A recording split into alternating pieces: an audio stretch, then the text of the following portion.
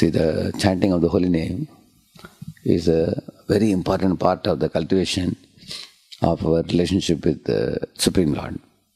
When Dhruva Maharaj had reached the forest and was seeking guidance from Narada Muni, you will see Narada Muni told many things to do to Dhruva Maharaj, because one of the first things he told was that you go to your holy spot, Madhuvan, because the ambience has an influence on your mindset, your thinking process, your aspirations, and your absorption, all these things. And that's one of the reasons why we also have created a facility like this here, where the place is a holy place. So what place is a holy place? Holy place is a place where the ambience is spiritual. Just like, for example, a beer bar is a place where all Tamogni people come, isn't it? A gym is a place where all Rajoguni people come. I mean, people who want to have a, or shaping the body and things like that, isn't it? Similarly, yoga studio or people do pranayam, sattvic-minded people come. They are very careful about what to eat and how to keep the body and mind. What is this?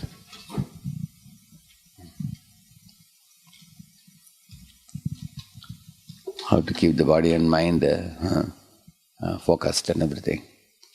Similarly, a spiritual place is a place where those human beings come who are very attentive about the ultimate goal of life, which is to awaken the soul to relationship with God, and also performing their duties responsibly, cheerfully, and completing the term in the material world.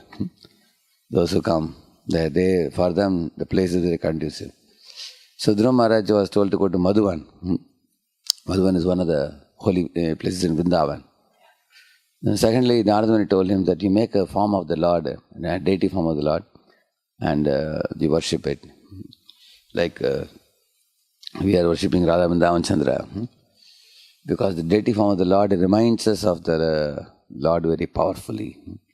Somebody may say, God is everywhere, what's the need for a deity form? Although God is everywhere, we can't see Him everywhere. That way water is everywhere, you cannot stretch your tongue out and drink. Although it is there in water vapor. You need it in a glass. If somebody gives you, then you can drink it.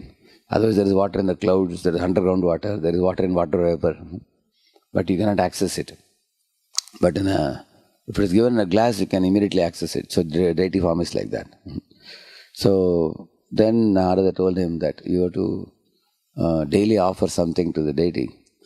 Say some flowers and fruits, whatever is available. Desha kala vibhaga vit, he told him. According to time, place, circumstance, you offer something. So that is the sacrifice or an effort that a devotee sadhaka has to put. Like for example, you have to go around and fetch the flowers, fetch the fruits, decorate the deities, cook the bhoga and offer to him and bow down to him. So these are all Prabhupada uses the word laborious, cumbersome to perform. But if it is done with a devotional intent, that purifies the heart and elevates the devotee. So, and then he told him, after doing all these things, then you chant the holy name, Om Namo Bhagavate Vasudevaya. So he gave him the mantra. So the mantra is the seed sound vibration, which if repeatedly uttered, has the potency to purge the impurities in the mind and awaken the sleeping soul to his relation with the Lord. So Dhruva Maharaj did that, and his impurities of greed and revengeful thoughts and grudge mentality towards stepmother, all those became purged completely. And his love for Lord Vishnu got awakened, and it started growing with the increasing days. So you will see that when Dhruva practiced yama, niyama, pranayama, all those things, strictly as Narada taught him, the result was dharana, dhyana, samadhi. He was able to hold the name in the mind. He was able to hold the name and the form of the Lord simultaneously in the mind. And then he could dhyana, he could focus with one-pointed attention. And samadhi, he attained complete absorption. So the difference is, dharana means initially you make an effort to hold the name and form. Dhyana means now you are fully focused. And samadhi means you are oblivious to the external world. You only see the Lord and nothing else. So in this way, when he attained that state, in that state Lord himself appeared in front of him, and immediately, the Lord in his heart vanished, and out of great desperation, he opened his eyes and then he saw the same Lord in front of him, the Lord whom he saw in the heart. So in this way, Dhruva attained ultimate perfection of life and pure love of God. He felt that all the senses of my body become eyes so that I can see the Lord completely with unblinking eyes. Let all the ears, all the parts of my body become like ears, so that I can hear the sweet speech of the Lord. Like that he was thinking. So in the absolute platform, the soul can perform any activity with any other sense also. Angani yasya sakalendriya vrittimanti, it is said. So the devotee's purity increases to such a degree, he enters into timelessness, where he constantly experiences the presence of the Lord in his life, even after the Lord goes back to his abode. So after that, Dhruva Maharaj became an enlightened soul, fully blossomed soul, completely awakened in love of God. So there is no room for any grudge or hatred or any kind of envy or unhealthy comparison. All those things went far, far away. They were washed away from his heart. So we are all given a similar kind of program by Srila Prabhupada. In this moment, you see that we are offered this facility where we can stay together in a holy spot, so that you can actually, you don't have to go to Himalayas and no need to isolate yourself. You don't have to isolate yourself from society, but you are able to insulate yourself from society. How do you insulate? When you make a spiritual ambience and stay here, other negative influences cannot come inside. There are boys in the hostel who come after drinking or smoking or drugs, or they bring the girls, they do all kinds of things. Here there is no room for that. Everything is kept outside this place. So you got a holy place. This is a pure place where pure activities happen here. No illicit sex, no meat eating, no gambling, no intoxication. Similarly, we have the same Radha and Ramchandra, Gaunitai.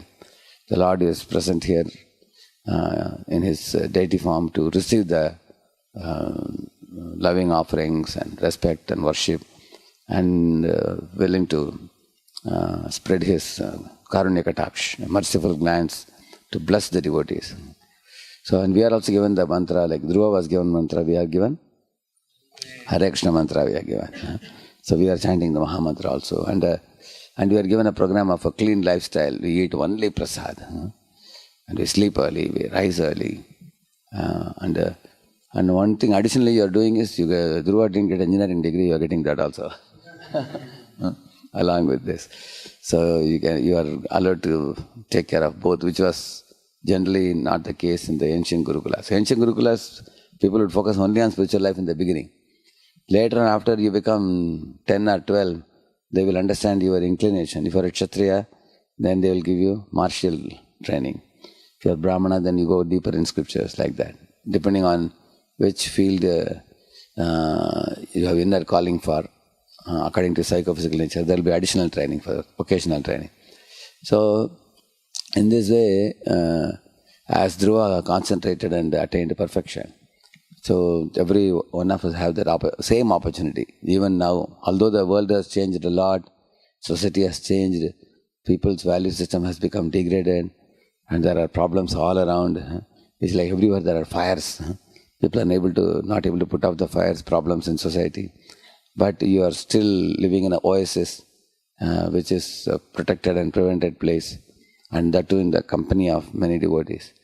And the most important thing in all these different things we do is the chanting of the holy name.